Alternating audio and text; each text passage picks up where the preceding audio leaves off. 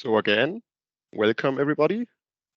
Today I will talk about thermal conductivity in films and why you should bother about them, how you could measure it, and where are applications.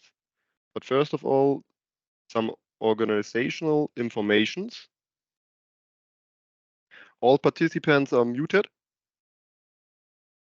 but you can ask questions through the chat function during the webinar, which will be asked at the end.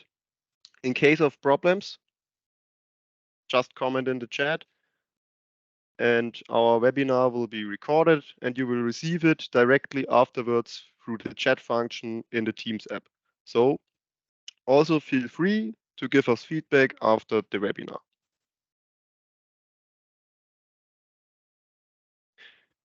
Ahead of the actual webinar, I would like to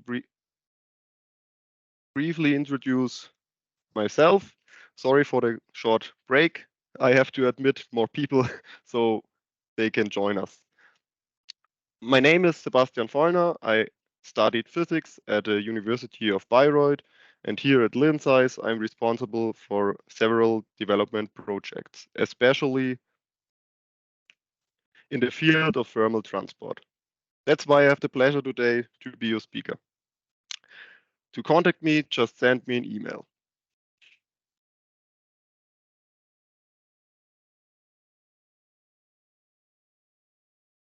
This slide shows the agenda of today's webinar. My presentation will start with a little general introduction of our company. Afterwards, I clarify what thin films are and why you should care about them. Then I go on to explain our three thin film characterization tools.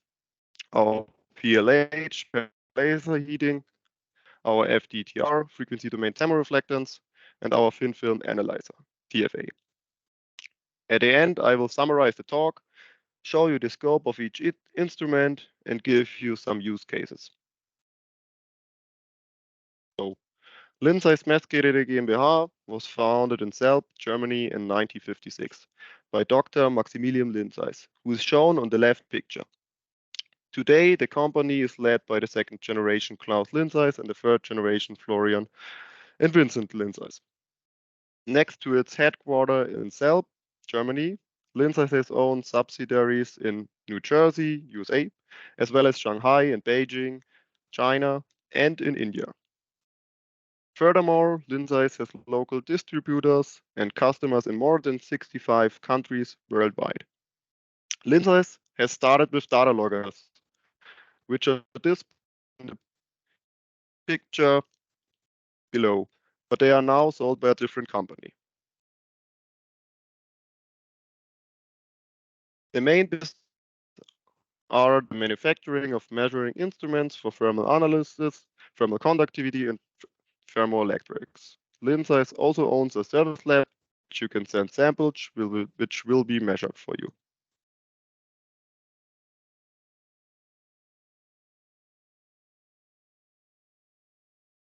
Linsize Thermal Analysis manufactures instruments for the whole range of thermal analysis of materials and the determination of their thermophysical properties.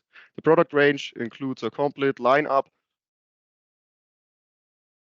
of analyzers such as differential scanning calorimeters, thermobalances, simultaneous thermal analyzers, which is a combination of a DC and a thermobalance, dilatometers, thermomechanical analyzers, instruments for measurement of thermal conductivity and thermal diffusivity, instruments for characterization of thermoelectric materials, and last but not least, instruments for the investigation of physical properties of nanometer thin layers, which are now be presented in this webinar. For also, Linsize has an innovative and solution-driven company, also has a strong capabilities to realize modifications and on our standard portfolio, which I showed you, or even build unique and tailor-made instruments.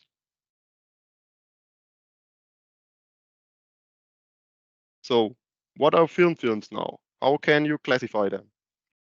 Do you To do this, we want to start with a classification of the order of magnitude scales associated with the subatomic, atomic, including angstrom and nanoscale, and macroscopic phenomena.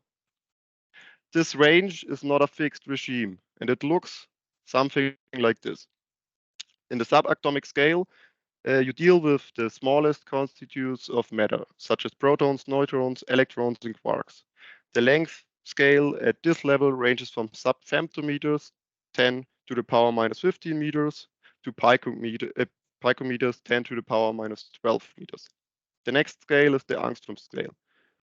An angstrom is a unit of measurement often used to describe the size of an atom and molecules. 1 angstrom is equivalent to 0.1 nanometer, or 10 to the power minus 10 nanometers. On this scale, you're working in the range of picometers to nanometers, or 0.01 angstrom to 10 angstrom. Next, the nanoscale. It includes orders of magnitudes from 1 nanometer to around 100 nanometer. This is where you find nanoparticles, nanomaterials, and nanostructures. It's the scale at which nanotechnology operates. On the microscopic level, you're in the range of micrometers up to millimeters. This is where structures like cells, microorganisms, and small mechanic components become visible. The last is the macroscopic level. It deals with the phenomena on scales ranging from millimeters to meters, or even kilometers. It includes objects visible to the naked eye, such as buildings, vehicles, mountains, seeds, and much more. So now, what is a thin film? Fundamentally, we call a thin film a layer with a thickness somewhere between a few nanometers to a few tens of micrometers. These thin films are usually deposited on a substrate, which can be silicon wafer or some kind of insulator like silicon nitride or quartz glass, but also can be a microchip like our integrated TFA chips. The thin films needed to be created somehow. Therefore, vast possibilities exist, like physical vapor deposition techniques, short PVD, or CVD, chemical vapor deposition techniques like plasma enhanced chemical vapor deposition, CDV, or something else. Something like atomic layer deposition, ALD, but there are also rather easy and fast applicability deposition techniques, especially from the liquid phase, like spin coating or printing or drop casting. So you can do it in a way you want. After the preparation, thin films are used in many different applications areas, from semiconductor thin films for sensors, transistors, or thermoelectric applications, or metallic films for interconnections to thermal barriers, coatings, and optical coatings as well.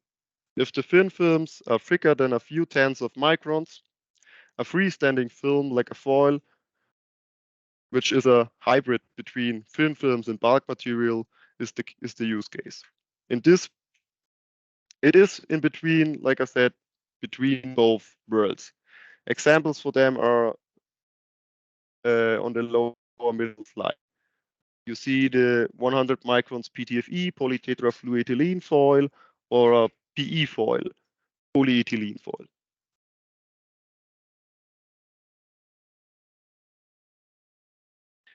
As in the range of nanometers to a few tens of microns. Sorry. So we can now find in our diagram where films belong. As you may notice, it was not by chance that there are two different colored rectangulars. The thin films belong to the area enclosed by the now red rectangular. So if we zoom in a little bit, it is now more clear that the mostly of the thin films can be measured with the help of our TFA or FTTR.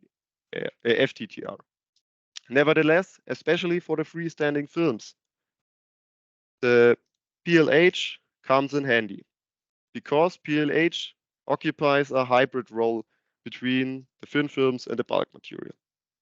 In our webinar, you will learn more about these three devices and for what task, which is the preferred choice.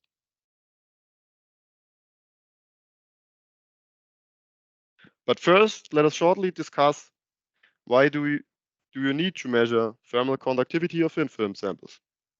Where is the difference to bulk? Shortly and on point, physical properties of thin films differ from bulk material. And that's the fact due to several key factors. As for example, the reduced dimensionality. First, thin films have this reduced dimensionality because compared to a bulk material, they are often only a few nanometers or micrometers thick, which can lead to a significant change in their thermal properties.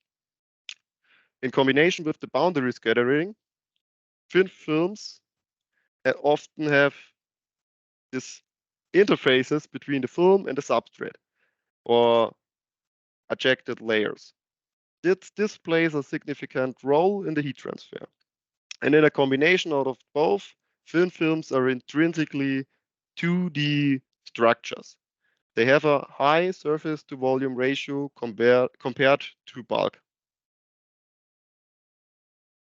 Furthermore, this introduces our third point.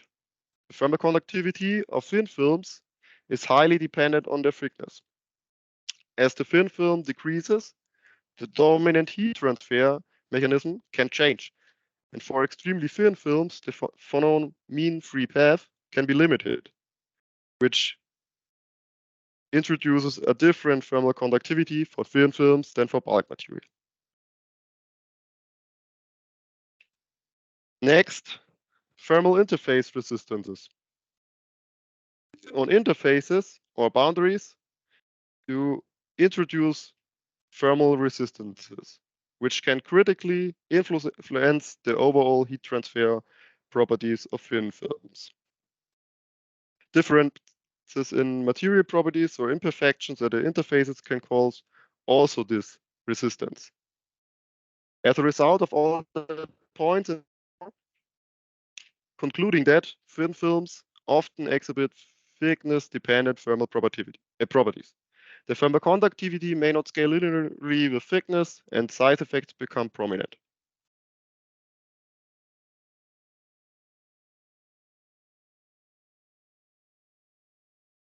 On the other hand, one thing, especially a hot topic in the current research, anisotropy. This effect arises from the previous explained behavior of thin films. The thermal conductivity can vary through or within the film. Here one speaks of out of plane or cross plane, meaning film means in plane.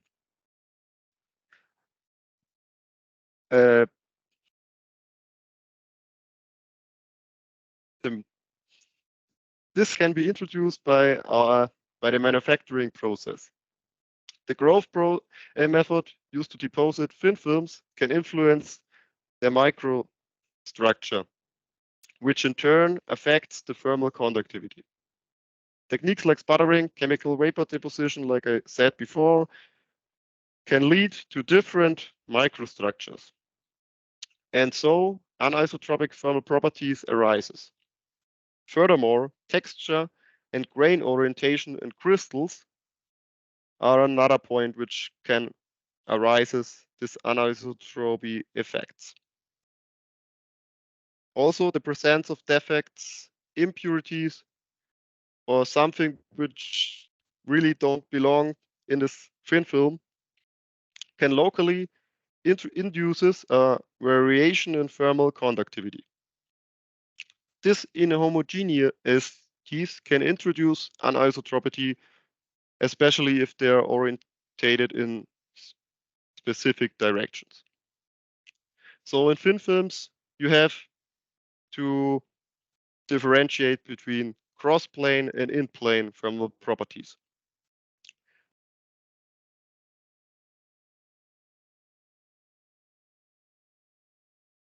So let us now start with our first instrument, the PLH. It's the perfect tool to measure your freestanding films or foils or thin heat spreaders. So first start with a little bit of theory. What you see here is the schematic explanation of the periodic laser heating setup. In our case, we use a diode laser, which is used to periodically heat up the front side of a sample with a continuous amplitude modulated laser light.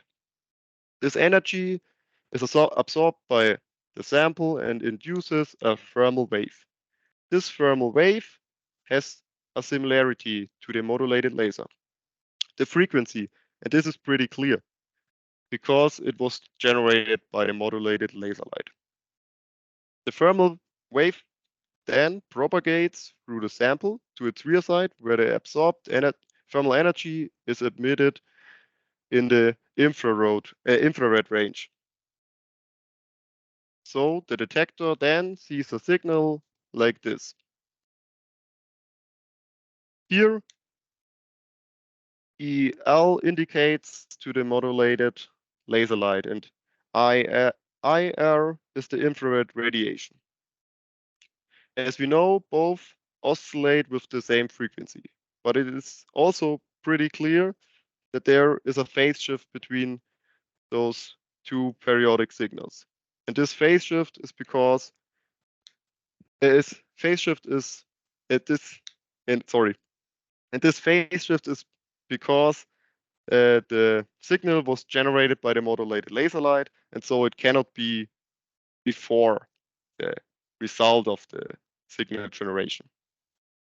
So we log now the phase shift and the amplitude of the infrared signal with a log-in amplifier and generate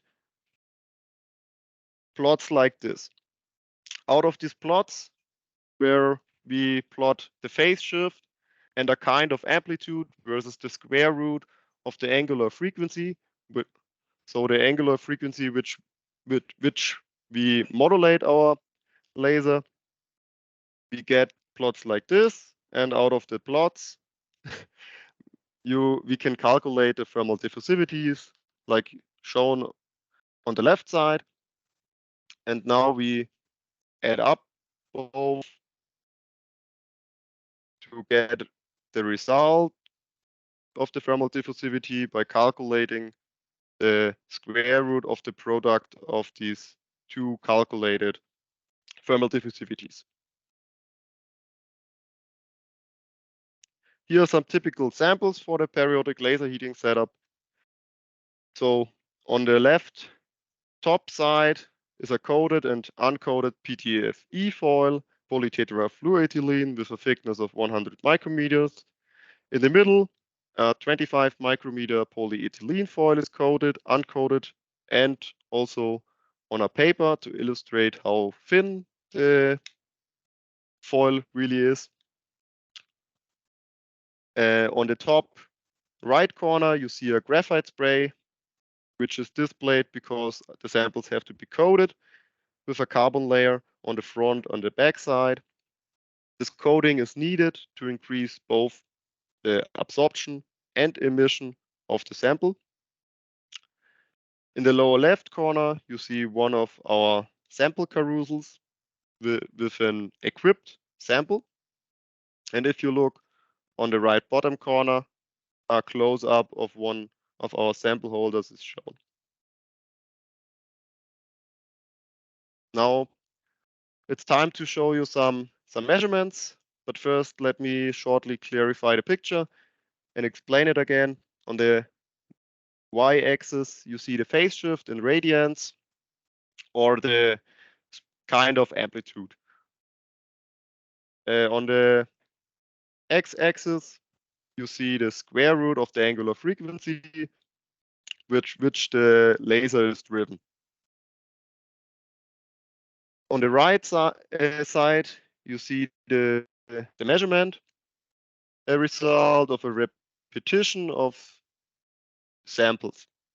So left is the single measurement, and right you see the result if you do it 15 times in a row. For the PTFE foil, the Teflon foil, the expected value is 0.11 millimeter square per second. So as you see, the measurement yields the result, and the repetition of the measurement reproduces this value very precise. Our next example belongs to the category of ceramic materials. It is in sapphire, a well-known material. In our case, the sample is approximately 500 micrometers thick, and its thermal diffusivity should be about 13.3 millimeters square per second. What we expect is what we get. The measurement curves are good, the fit is great, like shown on the left side, and the evaluated thermal diffusivity is nearly exact the value we should measure. Again, if we repeat this process 10 times, the measurement is repetition is quite good, which is displayed on the right side.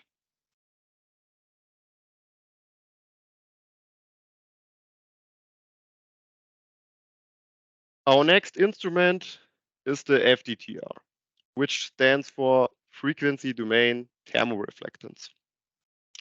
Its use is handy if you want to measure coatings, thin films, and multi-layer materials with a smooth surface.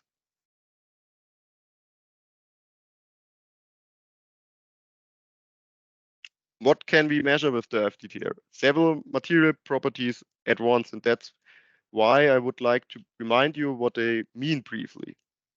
Starting with the thermal conductivity, which is the capability of a material to transfer heat. Moreover, the volumetric heat capacity can be measured. This is the product of the density and the heat capacity of a material, which is the amount of energy to be added to 1 cubic meter to increase the temperature by 1 Kelvin. Next, the thermal diffusivity, which is the ratio between the thermal conductivity and the volumetric heat capacity, or simply speaking, how fast heat travels through a material. Furthermore, the thermal effusivity, which can be best explained with like a feeling of warmth. For instance, if you touch a metal and a polymer in the same environment, you can feel a difference. And this is because the thermal effusivity differs in those materials. The capability of a metal to exchange, in this case to extract the heat from your fingers, is far greater than that of a polymer. A metal has a high thermal effusivity, while polymers only offers low thermal effusivities. And finally, the thermal boundary conductance, G. It is an interesting and important, but not a real material parameter or property, but something which arises at interfaces. And that's the ability of heat flow across the interface or boundary between two connecting materials. Therefore, it's only defined for a certain material combination.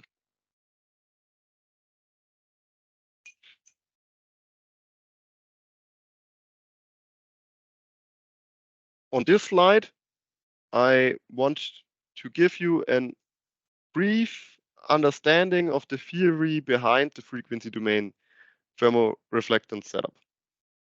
It is a contactless characterization of thin films for thermal properties in the frequency domain, where the effects of thermoreflectance is used to establish a high sensitively kind of thermometer to sense the surface temperature of the sample by monitoring the reflectivity.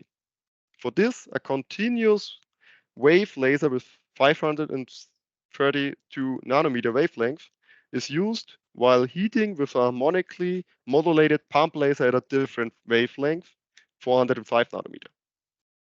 Locally heating induces now a change in the reflectivity.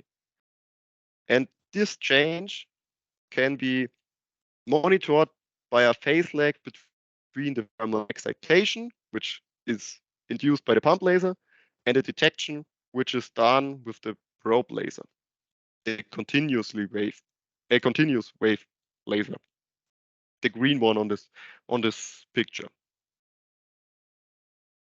So we now lock the phase lag between those with a lock-in amplifier and generate measurements like shown on the left. Modeling now the response in the frequency domain with a diffusive heat transport model allows us to determine thermal conductivity, volumetric heat capacity, thermal diffusivity, thermal effusivity, and thermal interface conductance at bonds. A thin metallic transducer layer is needed and is deposited on the top of the surface of the sample to enhance the temperature coefficient of reflectance, which is therefore for the thermoreflectance, and at the same time reduces the optical penetration depth in the material.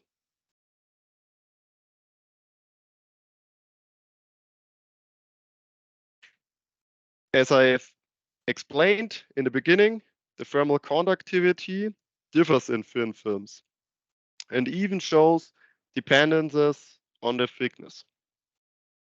On this slide, I would like to show you an example of this behavior. We have measured silicon dioxide at 2 different thicknesses and could confirm so that in thin films you can see thickness dependence in the thermal conductivity. So you see for 285 nanometer thick silicon oxide thin film, you get a thermal conductivity of round about 1.16 watt per meter Kelvin. And if you measure in roughly 2 times the thickness, layers with 2 times the thickness, you get a result of 1.48 watt per meter Kelvin.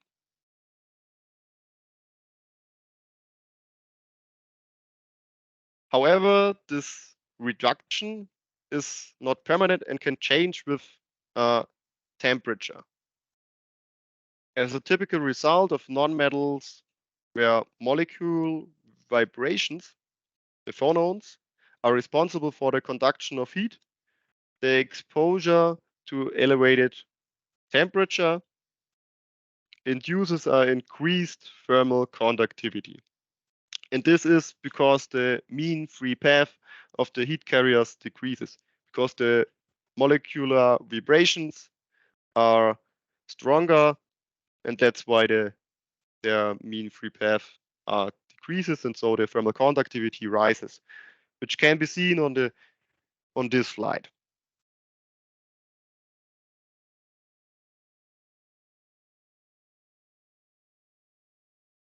Our next example is chromium aluminium carbide, but roughly 3 to 5 times thicker than the previously shown silicon dioxide samples. On the left side, you see a measurement at room temperature, while you see the measurement at 100 degrees Celsius at the right side.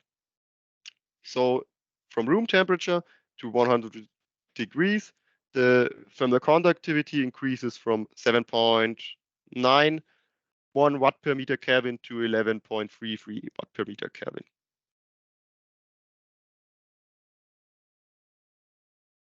If you look at the temperature dependency on this material, you get an upwards trend for all of the 4 parameters: the thermal conductivity, the thermal diffusivity, the thermal effusivity, and the volumetric heat capacity. Here we measured this chromium aluminum carbide from room temperature up to 250 degrees.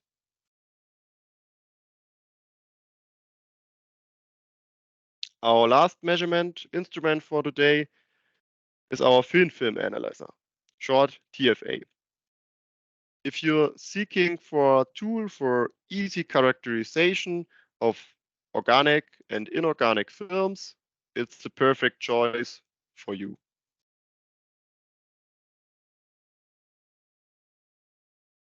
This slide should show you the unique measurement concept of our TFA a bit more in detail. From the starting point of the sample, which can be a solid target, like shown here, but which can also be a solution or a sample deposited from the gas phase. The sample gets deposited on the pre-structured measurement chip. Therefore, are 2 main structures on the chip, which is a hot wire setup in order to characterize the thermal transport, which are here the topic in the webinar, but as well, the setup can measure with a 4-point configuration, electric parameters, and the Hall constant, and the Seebeck coefficient.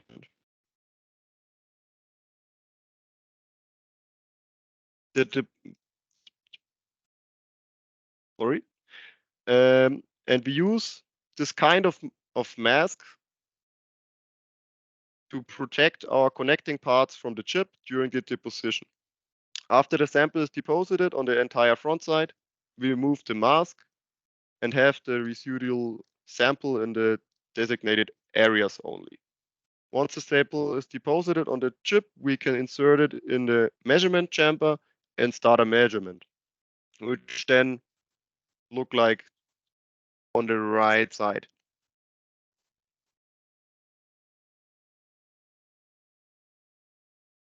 As we now talk about thermal conductivity, I want to explain you a little bit more in detail how the thermal conductivity measurement works. We use therefore a 2-membrane setup with 2 different areas. If we cut through the chip and have a look from the side, we get a cross section which can be seen on the right side. Each membrane has a hot wire aligned to the middle axis, which is used for heating, but also for temperature sensing. For a measurement, we apply a known heating power to wire, which can cause a temperature rise in the middle. Here, the silicon rim acts as a heat sink, and because of the large aspect ratio between length and width, we get a nearly ideal one-dimensional heat flux from the heaters in the middle to the surrounding rim.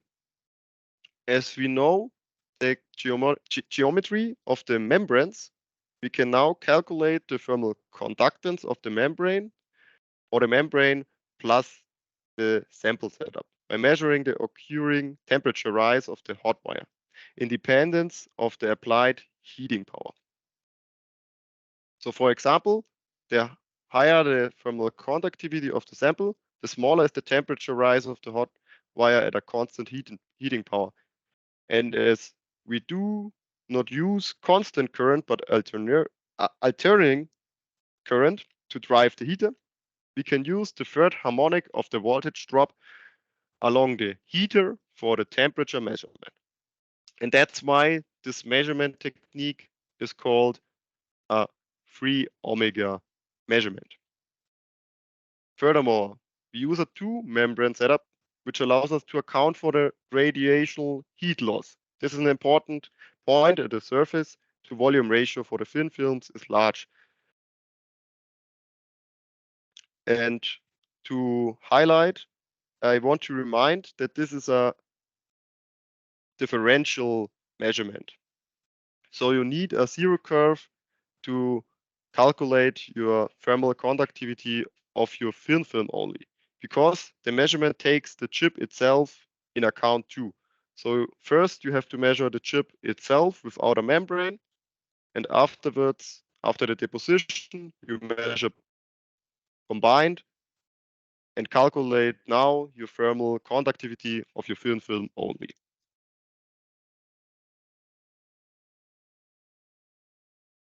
On this slide, I would like to show you the influence of different material thicknesses in the thin film regime again. And again, it makes a lot difference for thin films at different thicknesses.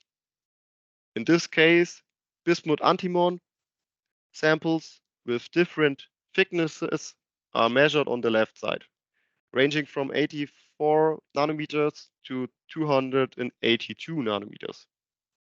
And you see a reduction from the thermal conductivity from around about 1.7 watt per meter Kelvin occurring at the lowest temperature to around about 1 watt per meter Kelvin. So a cut by round about a half. Also in the same manner, a polymer P.PSS behaves and reacts on a declining film thickness. So you see if the thin films are thicker, the measured thermal conductivity is higher than if the thin film is. And the many reasons I explained to you before.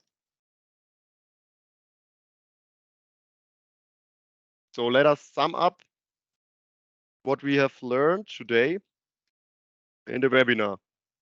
You have learned about 3 different techniques to characterize of all kind of thin film materials, starting with our PLH, periodic laser heating, from freestanding samples belonging to the thin film regime. We measure samples with the thickness in the micrometer range. But it can also be combined with our LFA, our laser flash analyzer, or our xenon flash analyzer. Furthermore, it is an easy and straightforward sample preparation, which is a plus. Also, you have to keep in mind that this technique measures the thermal diffusivity in the cross-plane direction. Nevertheless, the possibility to measure the thermal diffusivity in plane direction also is upcoming. Next, our FDTR, our frequency domain thermoreflectance, which you can cover all kind of multi-layer samples, even with a complex sample structure in a nanometer range. As for the PLH, we are working on an option to measure the thermal conductivity in the in-plane direction. Anyway, for now, the cross-plane measurement is already working. As last, I have described you our thin film analyzer.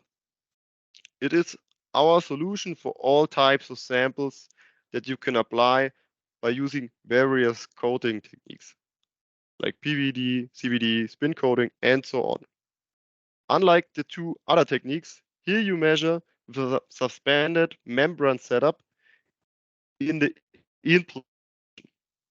Moreover, you can fully characterize your sample at one run and measure the thermal conductivity, heat capacity, Seebeck coefficient, electric conductivity, and Hall constant at one run.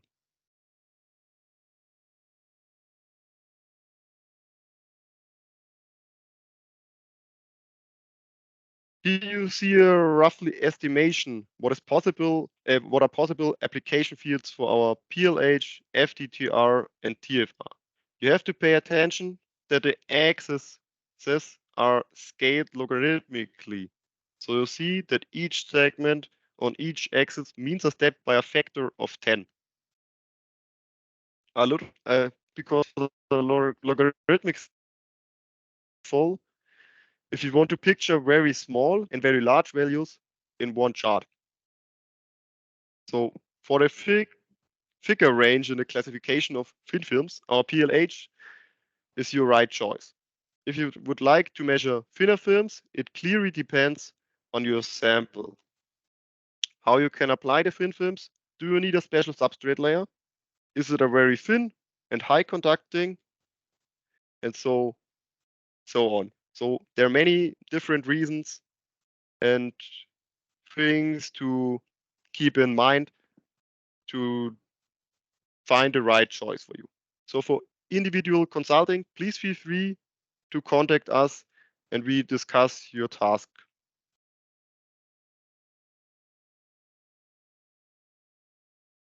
Overall, thin film thermal conductivity has a wide range of applications in many fields and ongoing research.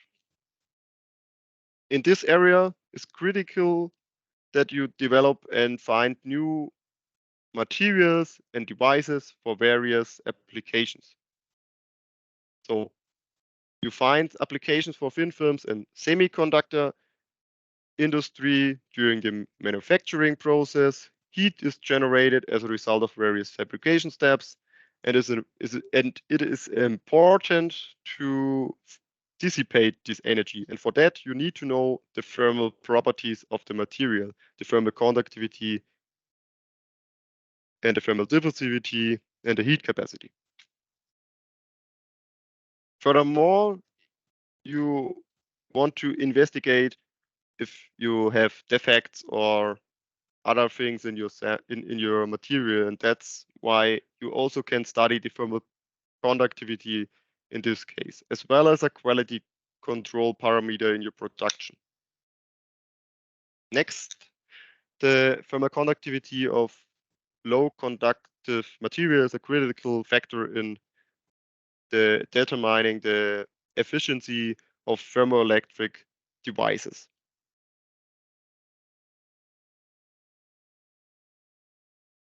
Furthermore, thin film thermal conductivity is important for improving the thermal management of microelectronic devices. In the field of thin films, which are used here as heat spreaders or thermal interface materials, helping to dissipate heat from hotspots on a microchip. Thin films are also used in various energy conversion and storage devices, including solar cells and batteries. In these applications, the thermal conductivity of the thin films affect the efficiency of the device. But also in aerospace, thin film thermal conductivity is a critical thing to keep in mind. Applications here are have to consider that they are lightweight and highly efficient in thermal management. And this is done by thin film coatings, which are specified for the spacecraft components and such sheets, shields, and thermal isolation, and so on. Last but not least, in optoelectronics, which is a branch of electronics that deals with the study of interaction between light and electronic devices, it involves the use of semiconductor materials to convert light into electric signal or vice versa. Examples for this are LEDs, photodiodes, solar cells. And so in solar cells, for the coating, you need to optimize the thermal degradation of your material so that the lifespan can increases and your performance will be optimized. So for your, it's up to you, and your question will be answered now. What we will hear. So you can still ask questions via the chat function or the Q&A function. I will now go through the questions and answer them for you.